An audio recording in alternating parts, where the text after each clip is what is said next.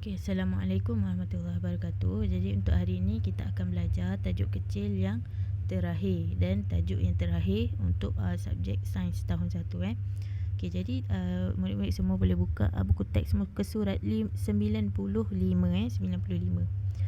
Okay, pentingnya bentuk bongkah. Apakah kepentingan bentuk bongkah dalam kehidupan kita? Apa kepentingan dia? Kita perhatikan contoh situasi yang berikut. Mengapakah bola berbentuk sfera? Bola berbentuk sfera lebih mudah bergolek apabila disepak. Kalau bola berbentuk kubus, sukar bergolek apabila disepak. Jadi itulah kepentingan bola. Itulah kepentingan bola yang berbentuk sfera.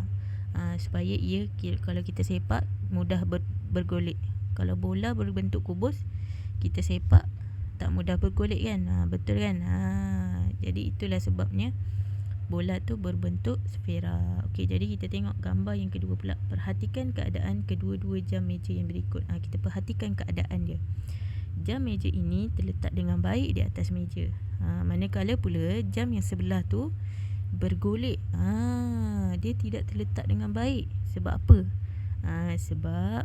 Sebab jam yang berada belah kiri ni, yang ni, dia berbentuk segi empat tepat. Jadi dia ada permukaan yang baik. Dia ada permukaan yang baik.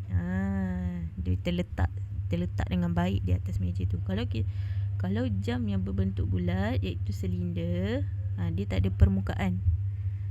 Dia tak ada permukaan. Jadi dia tidak terletak dengan baik. Dia akan bergolek. Itu sebabnya jam kena buat dalam bentuk petak.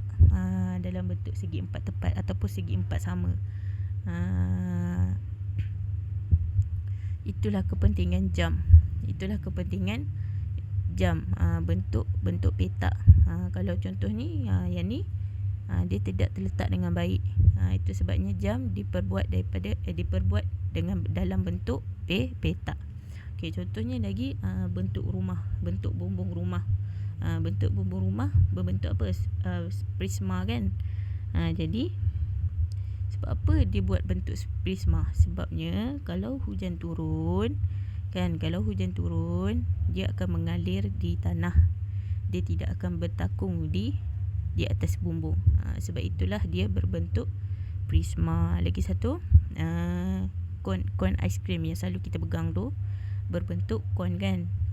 Sebab kalau dia diperbuat dengan bentuk kon tu sebab kita mudah pegang apabila kita makan aiskrim kan. Cuba kalau dia berbentuk sfera, senang tak kita nak pegang? Susah kan? Akan mudah terjatuh, akan mudah tergelincir di tangan kita. Sebab itulah kon aiskrim dibuat dalam bentuk kon, supaya ia mudah dipegang. Okey, itu ialah kepentingan bagi bentuk bongkah dalam kehidupan seharian kita. Okey, kita baca dekat bawah ni, dia cakap apa? Objek dibuat menggunakan bongkah bentuk asas mengikut kegunaannya. Objek dibuat menggunakan bongkah bentuk asas mengikut kegunaannya. Contoh macam jam tadi yang kita tengok tadi, diperbuat dengan bentuk petak. Kalau bentuk bulat, dia tidak terletak dengan baik. Dan lagi apa lagi? Untuk bola tadi, diperbuat dengan bentuk sfera. Kalau petak, dia tidak mudah bergolek. Itulah kepentingan